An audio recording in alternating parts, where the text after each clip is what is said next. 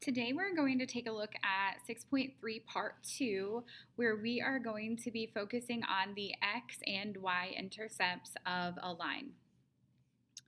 So yesterday you looked at standard form, and if you remember, standard form is ax plus by equals c.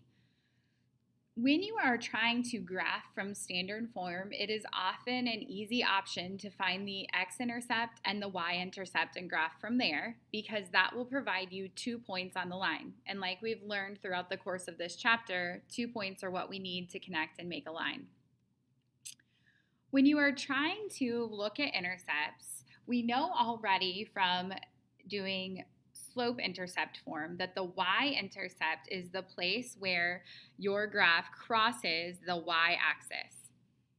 So on this line that you see graphed over here, this point here would be the y-intercept of your line.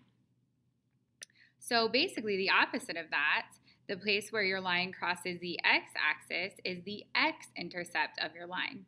So for this line, this green point here would be the x-intercept of that line.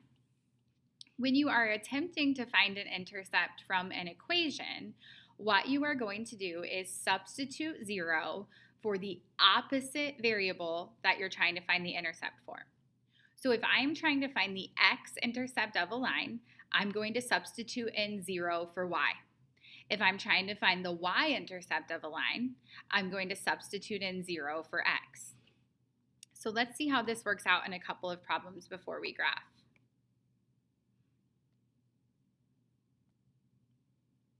So in this first equation, this is standard form, ax plus by equals c. This does match up with that form. So standard form again looks like this, ax plus by equals c. So we do in fact match that form. So if we try to find the intercepts of this equation, to find the x-intercept, again, we are going to be substituting in 0 for y. You always substitute 0 for the opposite variable. So we will have 3x plus 4 times 0 equals 36. We know that 0 times anything is 0, so this becomes 3x plus 0 equals 36. 3x plus 0 would just be 3x, so 3x equals 36. And then we have an equation that we need to solve for x. So to solve for x here, I need to get rid of that 3, so I'm going to divide by 3 on both sides of the equation. So these 3's will cancel out, which enables me to say that x equals 12. So that means we would cross the x-axis at 12. So this equation would also have a y-intercept, which we can find by substituting in 0 for the opposite variable, so 0 for x in this case. So we would have 3 times 0 plus 4y equals 36. Again, 0 times anything is 0, so 3 times 0 is 0. So we have 0 plus 4y equals 36. 0 plus 4y would simplify to be just 4y. And then again, we've created a simple equation that we need to solve. To solve for y here, we will divide both sides of the equation by 4. Those 4's cancel out, and we are able to say that y equals 9. So if we were graphing equation number 1 here, it would cross the x-axis at positive 12 and the y-axis at positive 9. Let's look over at our second equation here, equation number 2. So for this one, we're trying to accomplish the same goal, find the x-intercept and the y-intercept. So to find the x-intercept, we need to substitute in 0 for the opposite variable, so 0 for y. So we have 4x minus 9 times 0 equals negative 12. 9 times 0 is 0, so 4x minus 0 equals negative 12. 4x minus 0 would leave us with just 4x. And then again, I have this equation here that I'm able to solve. I'm going to divide both sides by 4. And when I do that, I find out that x is equal to negative 3. So if I was graphing this line, it would cross the x-axis at negative 3. Now if I go through to find the y-intercept, I'm going to be substituting 0 for x. So 4 times 0 minus 9y equals negative 12. 4 times 0 is 0. So we have 0 minus 9y equals negative 12. 0 minus 9y would leave us with negative 9y. So negative 9y equals negative 12. And then to finish solving this equation, I'm going to divide both sides by negative 9. And when I do that, these cancel. On the right-hand side, I have a negative divided by a negative. So we know a negative divided by a negative becomes a positive. But then 12 is not evenly divisible by 9. However, I can reduce 12 over 9 to become 4/3, which we could then figure out where that goes on the y-axis. Moving on to our next set of examples, if we work through finding the x and y intercept from these. So same process again, we're going to practice here with these. So if I'm going to start by finding the x-intercept over here on number 3, then I'm going to be substituting in 0 for y. So I have 6x plus 5 times 0 equals 2. 5 times 0 is 0, so 6x plus 0 equals 2. 6x plus 0 would just be 6x. And then I'm going to divide both sides by 6. When I do that, again, I'm in a situation where 2 is not evenly divisible by 6. So I should just provide that fraction in simplest form, which would be 1/3. To find the y-intercept here, I will substitute 0 for x. So negative 6 times 0 plus 5y equals 2. So negative 6 times 0 would be 0. So 0 plus 5y equals 2. 0 plus 5y would leave us with just 5y. And then to finish solving this, we will divide both sides of the equation by 5. So those 5's on the left-hand side will cancel. And we find out that y is equal to 2/5. So that fraction doesn't reduce. That would just be what we would have to figure out as we were graphing. So then our last one over here, same goal here on this, find the x-intercept and then find the y-intercept. So for the x-intercept, we're going to substitute 0 for y. So x plus 0 equals negative 3. X plus 0 would just be x. And that's it for that one. X is equal to negative 3. So we would cross the x-axis at negative 3. For our y-intercept value, we're going to substitute 0 for x. So we have 0 plus y equals negative 3. 0 plus y is just y. So y is equal to negative 3.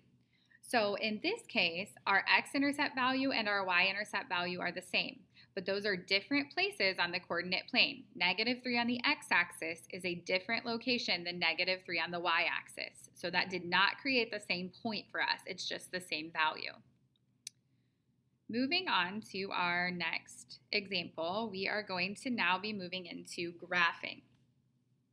So if we are going to graph these, we are going to do so by finding the x and y intercepts. So we're doing the same process, but now we're going to use the information we find to help us create the graph. So to find first then the x-intercept of this line, I'm going to substitute 0 for y. So I have negative 3x plus 0 equals 6. Negative 3x plus 0 would just be negative 3x. And then to solve this, I could divide both sides by negative 3. So when I divide by negative 3, those on the left-hand side cancel, and I find out that x equals negative 2. So what that tells us is, remember the x-axis is this axis here. Your side-to-side axis is your x-axis. So what this has told us is that we are going to cross the x-axis at negative 2. So from the origin, I'm going to go 2 steps to the left so that I'm going negative, and I have a point here. So that's a point on my line.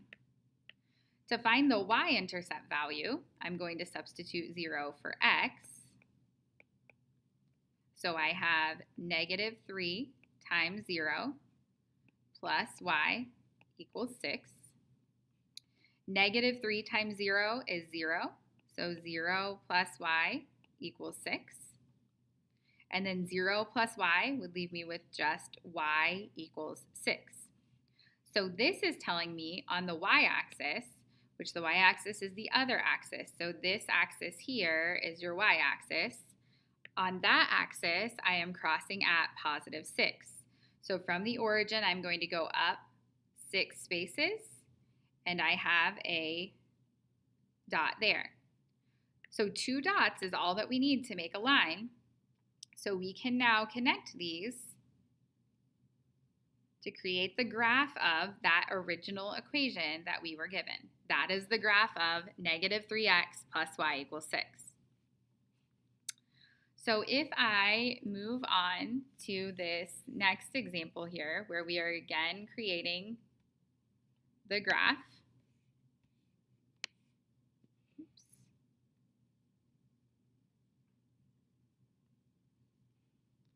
So if I move on over here to this one, I again see that I have an equation in standard form that I'm attempting to graph. So my process is not changing.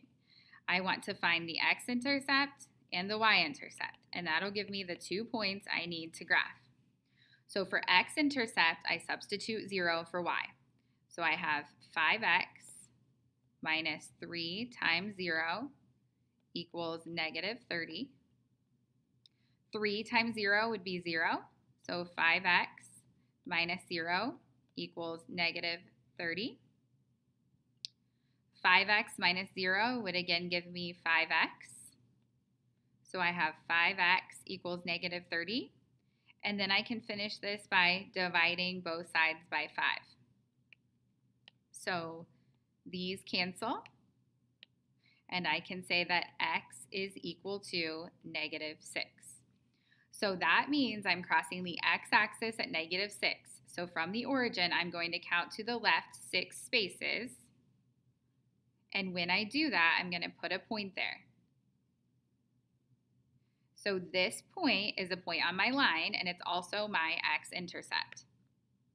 To find the y-intercept, I am going to substitute in 0 for x. So I have 5 times 0 minus 3y equals negative 30. 5 times 0 is 0, so 0 minus 3y is equal to negative 30. 0 minus 3y is negative 3y.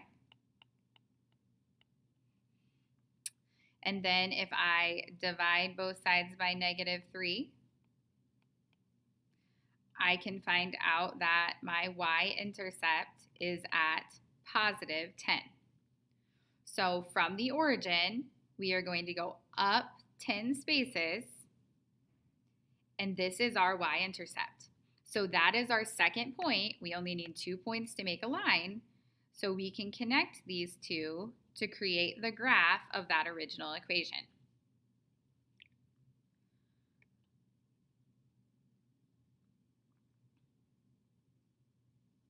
So as we look at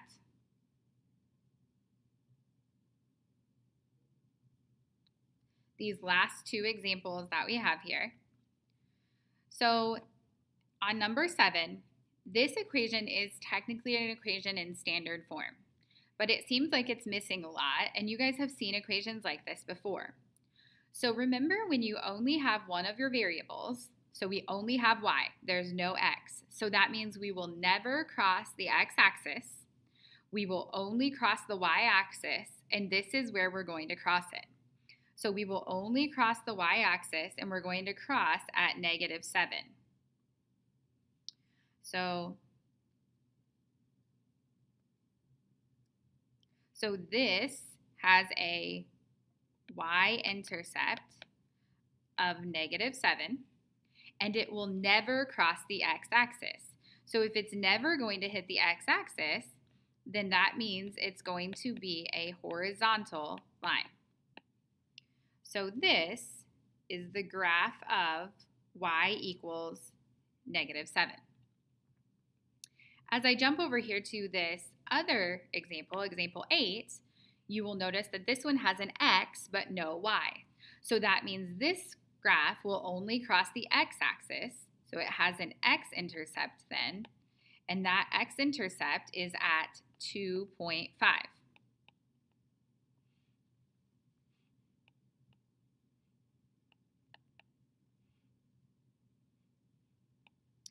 So if I'm crossing the x-axis at 2.5, that means that from the origin, I'm going to go to the right 2.5 steps. So I'm going to cross the x-axis right there at that blue dot.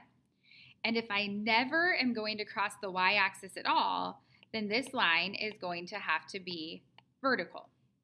So this is the graph of x equals 2.5.